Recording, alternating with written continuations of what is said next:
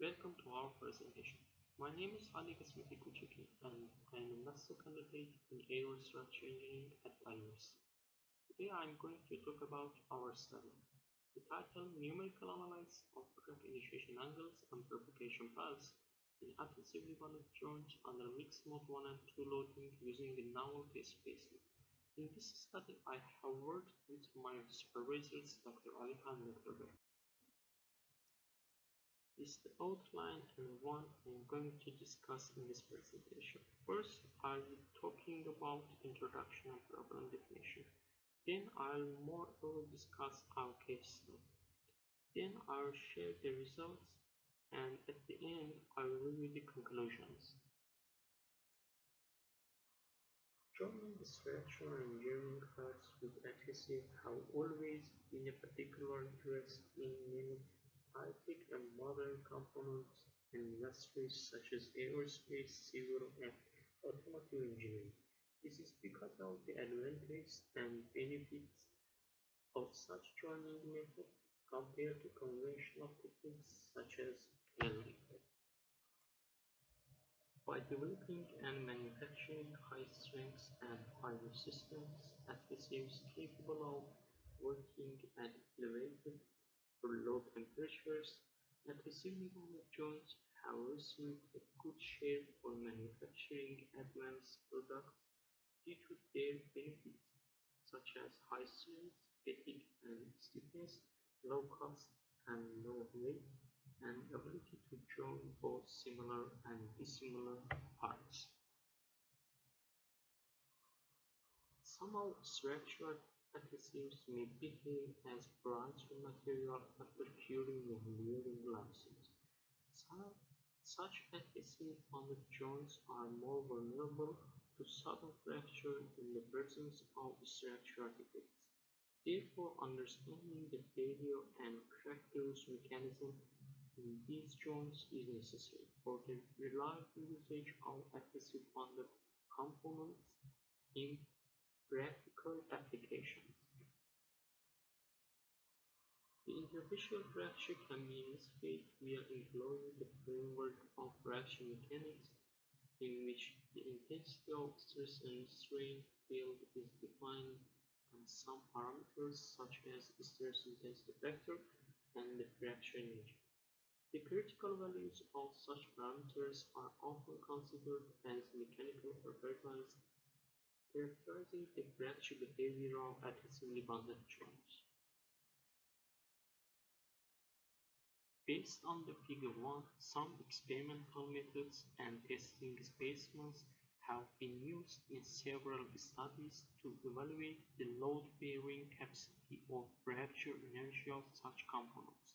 For example, double cantilever beam, abbreviated as DCB, is a well-known test configuration for the tensile type or mode 1 fracture study of adhesively bonded joints. For mode 2 fracture study, there are some testing methods and specimens including edge notch fracture, abbreviated as ENF, that has been widely used by several researchers to measure the shear type fracture energy. Some other test samples have been proposed for evaluating and studying the mixed mode 1 and 2 fracture in these components. The mixed mode bending, abbreviated as MMB specimen, is a well-known test configuration for tensile shear type fracture study of adhesively bonded joints. Based on the figure 2, Alihan co-workers recently proposed a simple and new test method for analyzing the behavior of adhesively bonded joints. This specimen is called bimaterial inclined nut short bend beam, abbreviated as BISBB. The suggested BISBB specimen has some advantages such as simple geometry, ease of testing with conventional 3-point bend fixture, reducing full range of mode mixity from pure mode 1 to pure mode 2, and small size of materials. In this study, the crack initiation angles and propagation paths in adhesively bonded joints will be investigated by using the BISBB space. Figure 3 showing the overall schematics of the BISPB specimen. The left and right materials creating the BISPB specimen can be either similar or dissimilar. Here, aluminum ceramic and aluminum metal alloy were considered for joining by an epoxy adhesive to manufacture the BISPB specimen.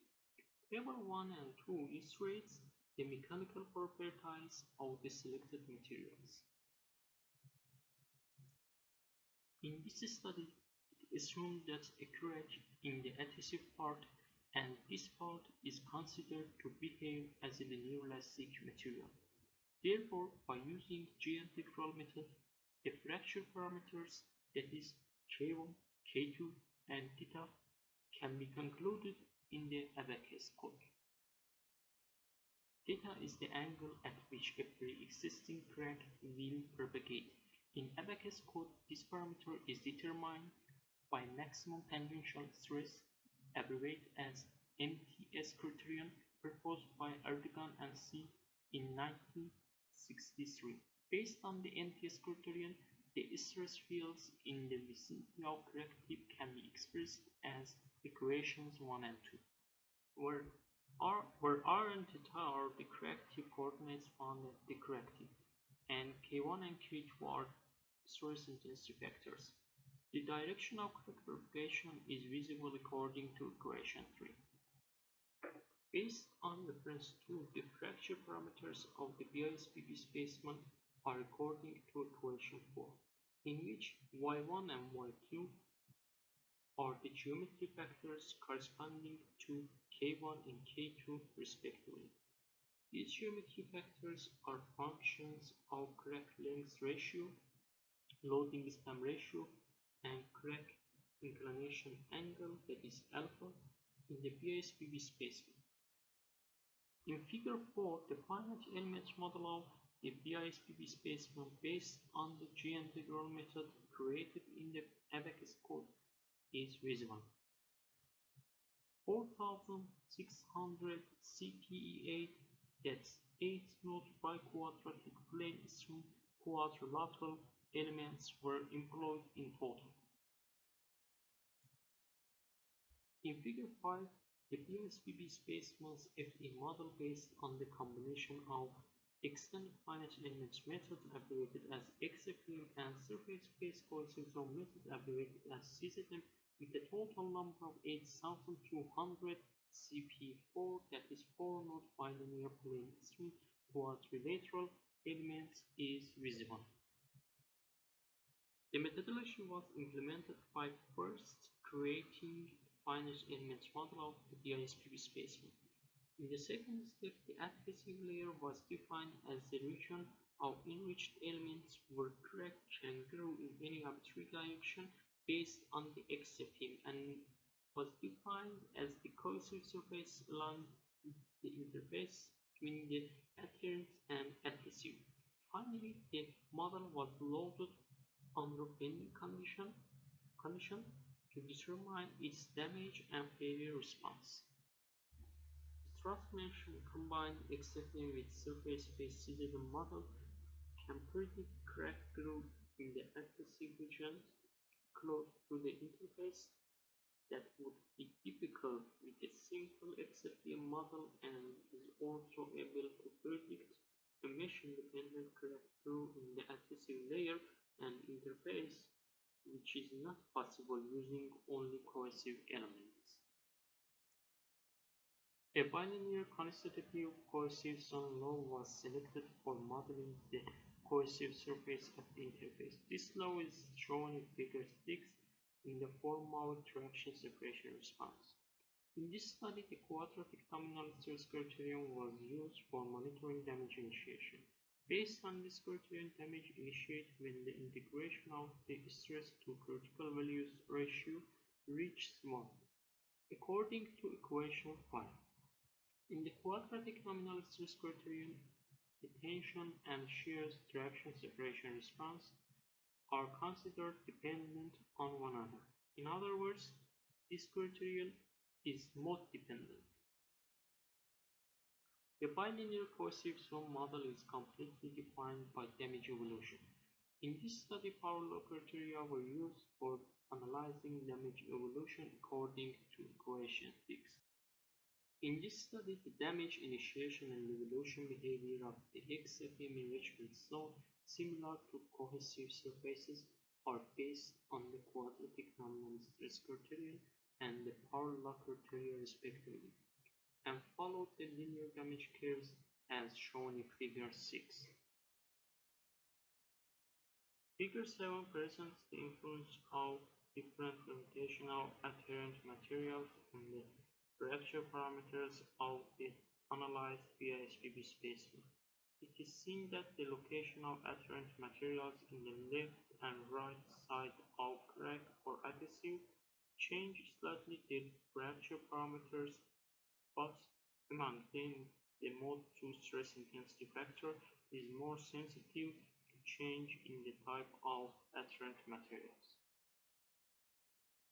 Under mixed mode 1 and 2 loading, fracture initiation occurs along a kink direction relative to the original plane of crack. The direction of fracture initiation, that's θ0, depends on the mode mixity and fraction of tensile shear deformation. Variations of θ0 for different crack inclination angles or mode mixities in the investigated PISPB samples have been shown in Figures 7 and Table 3. It is seen that this angle increases from 0 for pure mode 1 condition to an angle of approximately 70 degrees for pure mode 2 condition. Based on the Table 3, it can be concluded that the influence of adherent materials on the fracture initiation direction are insignificant. In Figure 8, it can be seen the fracture path simulation for the PISPB specimen subjected to mixed mode 1 and 2 loading using the incremental crack growth method based on the MTS criterion. The results show that for pure mode 1, crack growth is stable and the propagation path is along the direction of initial crack and inside the adhesive that occurs cohesive fracture. On the contrary, for pure mode 2 and mixed mode 1 and 2, the crack propagation came toward the adherent adhesive interface. The failure path in the joint subjected to the pure mode 1 condition is shown in Figure 9.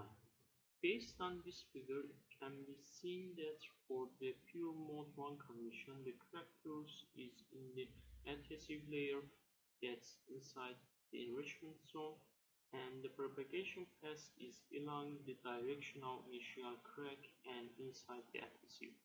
As was mentioned, the degree of degradation of the enriched elements in the XFM is given by the status parameter as named in the abacus code, with status equal 0 relating to the undamaged degradation and status equal to 1 to complete failure. Figure 10 shown the failure path subjected to the pure mode 2 condition. On the contrary of pure mode 1, for the pure mode 2 and mixed mode 1 and 2 conditions, the crack propagation came towards the adherent adhesive interface. These phenomena occur inside the XFM enrichment zone. Based on part A of Figure 11, as the crack reaches the adherent adhesive interface, crack development in the XFM domain stops and the cohesive surface starts to show damage. Based on part B of this figure, with increasing the loading, lamination starts to propagate at the interface. It was mentioned the degree of degradation of the cohesive surface is given by the stiffness degradation parameter, that's CSDMG, as named in the abacus code, with CSDMG equal 0 relating to the undamaged degradation, and CSTMG:1 to complete failure. Here well shown compressional crack growth paths obtained using the MTS criterion with the XFEM method subjected to pure mode 2 loading condition. It can be seen in general both methods suggest similar mode 2 fracture trajectories for the BISPV specimen. That's the crack propagation kinks toward the loading port. In other words, the crack kinks toward the adhesive adherent interface. It's was mentioned by using the hybrid XFEM-CZM approach for the mode 1 loading condition similar to the NTS criterion. The crack propagation path was along the initial crack and inside the adhesive, but subjected to the mode 2 and mixed mode 1 and 2 loading conditions, the crack show a steeper slope than the path obtained from the NTS criterion. In the current presentation, crack initiation angles and propagation paths in adhesively bonded joints under mixed mode 1 and 2 loading using novel BISPV specimen was investigated. First, the advantages of the BISPV specimen against traditional ones were talked about. The BISPV specimen's FE model based on the GNT-GRAW method was investigated, and it was concluded that for each crack inclination angle, the fracture initiation direction varies in narrow range depending on the adherent types. Then crack propagation path was investigated by incremental crack growth method based on the NTS criterion and the hybrid XFEM-CZM approach. Based on the both methods, for pure mode 1 loading condition, the crack propagation path was along the initial crack and inside the adhesive that occurs cohesive fracture. While for pure mode 2 and mixed mode 1 and 2 loading conditions, crack propagation kink toward the adhesive adherent interface. As the crack reached the adhesive adherent interface, crack paths can only be examined by the hybrid approach, so that crack development in the XFEM domain stops and the delamination starts to propagate at the interface between the adhesive and the adherents in the CZM zone that occurs adhesive fracture.